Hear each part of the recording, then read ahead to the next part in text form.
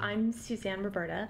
I'm the co-founder of Adesse Global Cosmetics, and we are a New York City-based firm, and we were founded in 2011 really with the idea to help clients create brands and products for global markets. And so we did a number of projects with clients.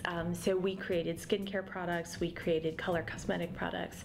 So to date, we've launched over about 100 products globally into the US, Canada, the Middle East, Australia, New Zealand, the UK, Kenya. Sort of through that evolutionary process and customers really liking those products began a process of them asking for nail polish. And our initial thought process was nail polish doesn't really go, but then we did sort of an interesting thing. We took some of the mineral makeup and we combined it with clear nail polish.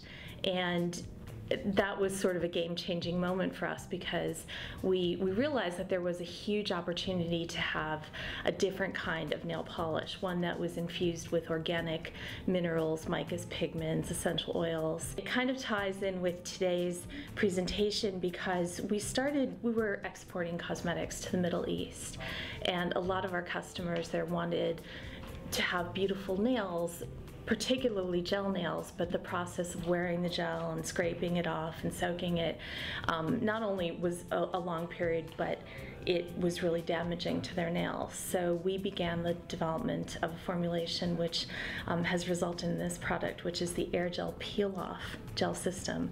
And it's very cool. We're really excited about it because it gives our customers absolutely everything they love about gel polish. It wears for 2 weeks. It has that sort of plump look to the nails. It's chip resistant. It's non-damaging. We don't use any harmful ingredients. Are you wearing it right now? I am, actually.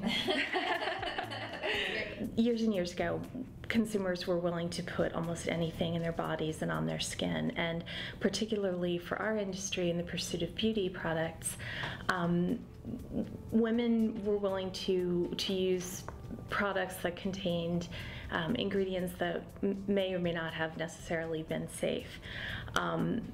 I think that globalization of the industry and a higher degree of consumer awareness is bringing us to this shift in the market where consumers are saying, you know what, I'm not going to use something that has formaldehyde in it. I'm not going to use something that has camphor in it that is going to cause me premature aging. And so I think it challenges cosmetic companies and brands to formulate out the bad ingredients and find replacement ingredients and use more natural ingredients that are healthier alternatives. So for example, in our company, we formulate our nail polish. We're 5 free, so we don't contain formaldehyde resin, DBP, camphor, or toluene.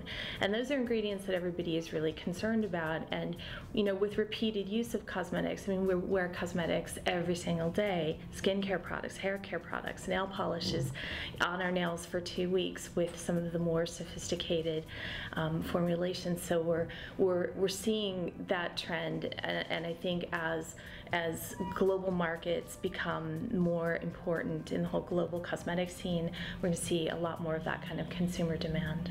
To differentiate between medical claims and cosmetic claims, a medical claim is actually stating that if you use this product, it's going to make some kind of change. So it will reduce wrinkles by 70%.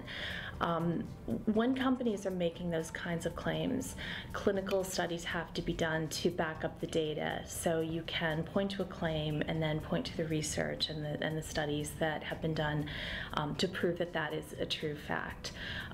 Cosmetic companies and cosmetic claims they're not making those kind of medical claims. So a cosmetic is not proposing to change something. It's improving the look of something. So along the lines of that same example, if you have a product, it may say something like may improve the look of elasticity or may improve the look of fine lines. So they're not making those substantiated claims. And I think that generally speaking, that's the biggest difference.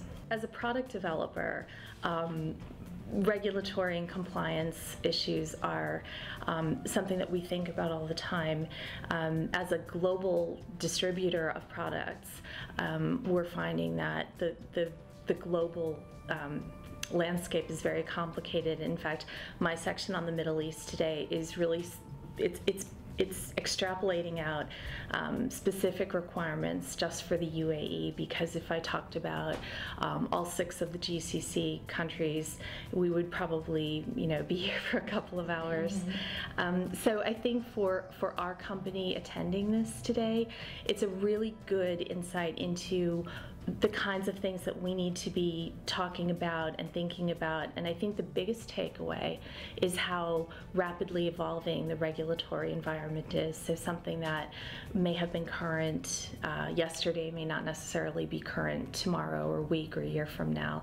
And I think for brands, it's really important to stay on top of that and have an understanding of those issues.